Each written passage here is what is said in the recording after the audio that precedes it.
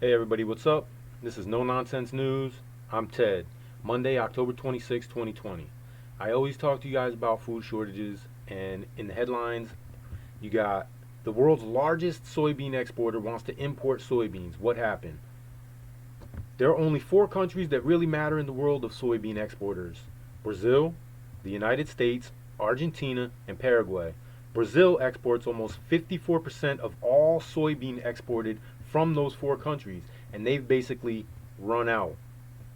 And you might think that with United States being number two on that list, that we would be able to make a lot of money off of this actually with them running out because they've lifted all there. Now they can import. They had laws against that just so they could make a lot of money. Now that they've run out, they lifted that, and you'd think that we'd be right there in the place ready to go to feed them. But they have laws against GMO foods, and all we have is GMO soybeans. And just like most other countries around the world, they have these laws against those GMOs. Only the United States will let their people eat that junk, right? Every other country, they won't let you. They won't. We can't even give it to these people because they won't allow it, and they're running out. They'd rather run out of food than let us send them GMOs because they know how bad it is. Anyway, in El Paso, a county judge imposes curfew as hospitals reach capacity due to the sickness surge. We're at the crisis stage. Okay, I've been telling you guys more and more lockdowns are coming. You've seen it in New York. They locked down. They didn't lock down. They got more stringent. And here they're actually only putting a curfew. But if you read on in the article, I'll try to see if I can find it real quick. It is blah, blah, blah, to cut down on mobility. And the first thing I thought of when I read that is it's to limit mobility in the community. I thought of voting. You're doing this a week before the elections and you want to cut down mobility in the community. But whatever. He's basically getting more stringent with the lockdowns, right? And once you give them this power, they're not going to give it away. And they scared us already with this whole first wave thing, and we gave it to them. And now they're not going to let this go away. They're going to take full advantage of it until we don't let them. But that's the question. When are we going to stop? When are we going to stand up?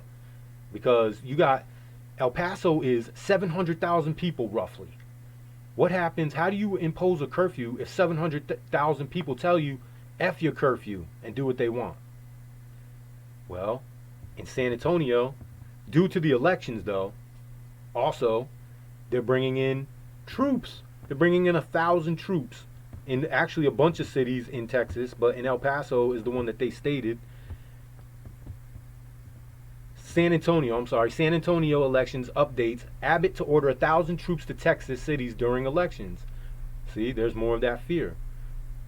Either way, they're either fearing people, giving people the fear not to go out during the election because there might be the violence. So if you can, you might as well vote early.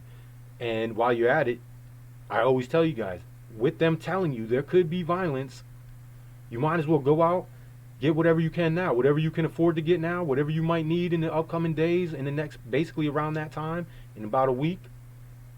Go out and get it now while you can, because who knows what's going to happen. And you already see they're running out of soybeans, okay? They're locking down El Paso. They're telling you, here's another headline about military going out for the elections. This one's in Washington State. Military police in Washington State prepare for possible civil unrest. They're putting it right in your face. They're telling you there could be a problem here. So either way, they're trying to scare you out of going to the elections that day, which if you can vote early, vote early. Just like if you can go out now and get the stuff to get it, so you don't have to be out there during these riots, because who knows how long they're going to last.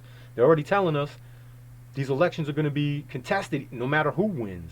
So what are we dealing with here? Look how long them other riots and stuff lasted, right? We're still seeing small skirmishes spin off of that stuff. But anyway, moving on.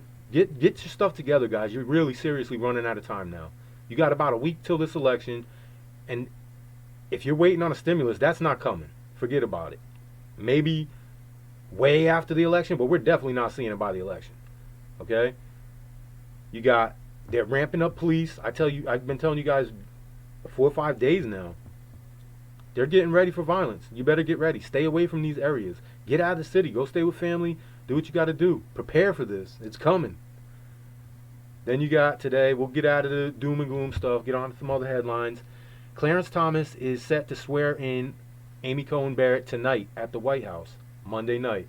Justice Clarence Thomas will swear in Judge Amy Coney Barrett as an Associate Justice on the Supreme Court on Monday evening following her expected confirmation by the Senate. Basically, she's in. There's already been articles out earlier today. It's pretty much a wrap. She's in. This is going to go down, which is huge, whether Trump wins the election or not, because he's already had a few appointees to the Supreme Court. This is going to change the landscape of any decisions coming out of the Supreme Court for years to come. This is big. And let's keep it going. I'll give you guys one more reason before I get out of here to prepare. 70,000 in Southern California to evacuate after a blaze grows. Get out of California, right? Do I got to say it any louder? For any other reason, the taxes, fires, earthquakes, homelessness, cost of living. I went over this in the last video, but I just want to tell you guys again, because what you see here is what's coming to America all over the place. Really. Especially if we let the Democrats get in there. And like I told you, I'm not a Republican or a Democrat. I don't believe in either one of them. But I see agendas for what they are. They all have their own agendas, but they're both two sides of the same coin. We're going the same place no matter what. But anyway, guys, get your stuff together.